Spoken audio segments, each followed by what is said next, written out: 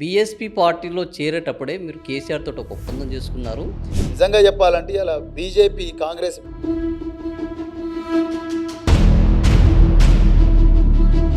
అలాంటి దళితులకు అన్యాయం చేశారు అన్న ఒక పార్టీలో దళిత వాదాన్ని భుజానెత్తుకున్న ఆర్ఎస్ ప్రవీణ్ కుమార్ నేను దళితవాదాన్ని మాత్రమే మోస్తాను, రాజకీయాలకు రాను.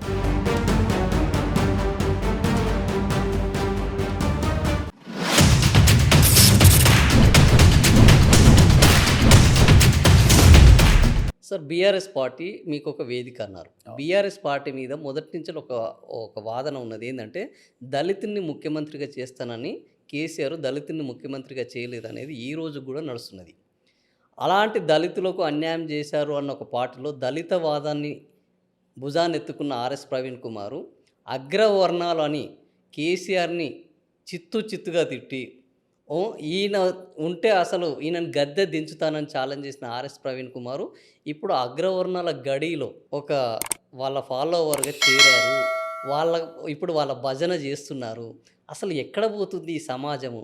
ఇలాంటి మేధావులు, ఇలాంటి నాయకులు కూడా వీళ్ళ అడుగులకు మడుగులు ఒత్తడం ఏంది అన్న చర్చ మొదలైంది. మీ ప్రశ్నలోనే ఎన్నో అభాండాలు ఉన్నాయి.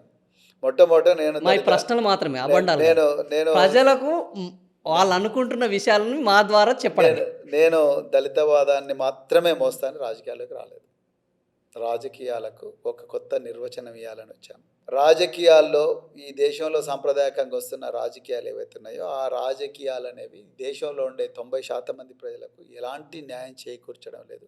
సంపదలో ఇప్పటికి కూడా కేవలం వాళ్ళు లబ్ధిదారులు, ప్రభుత్వ పథకాలకు లబ్ధిదారులుగానే మిగిలిపోయినరు.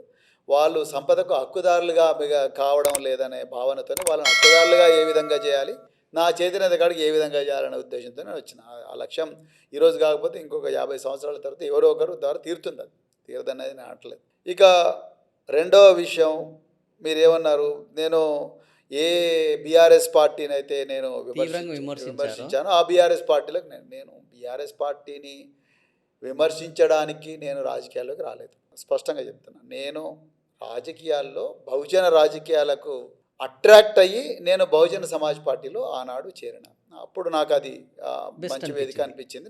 నా హృదయంలో ఉన్నది మీకు చెప్పిన నేను, అందుకొరకు నేను అక్కడికి పోయాను.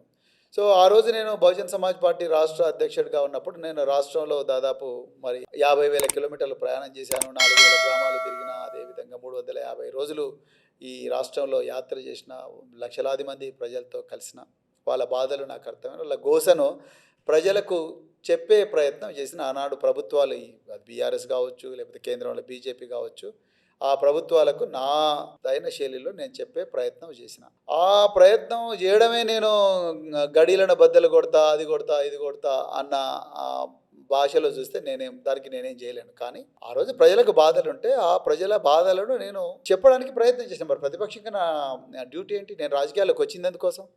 రాజకీయాలకు వచ్చింది ఒకరిని తారీఫ్ చేయడం కోసం కాదు, లేకపోతే నా స్వప్రయోజనాల కోసం కాదు కదా. ఆ ప్రజల బాధలు ఏవైతే ఉంటాయో ఆ బాధలు ప్రపంచానికి చెప్పడం కోసం నేను రాజకీయాలకు వచ్చాను. అంతే తప్ప నేను ఎవరి దగ్గర బానిసగా ఉండడానికో, లేకపోతే నేను కాంప్రమైజ్ అన్నో, లేకపోతే స్వార్థపూరిత చింతనో ఉండడం అట్లాంటివి నేను చేయడం లేదు, చేయను కూడా.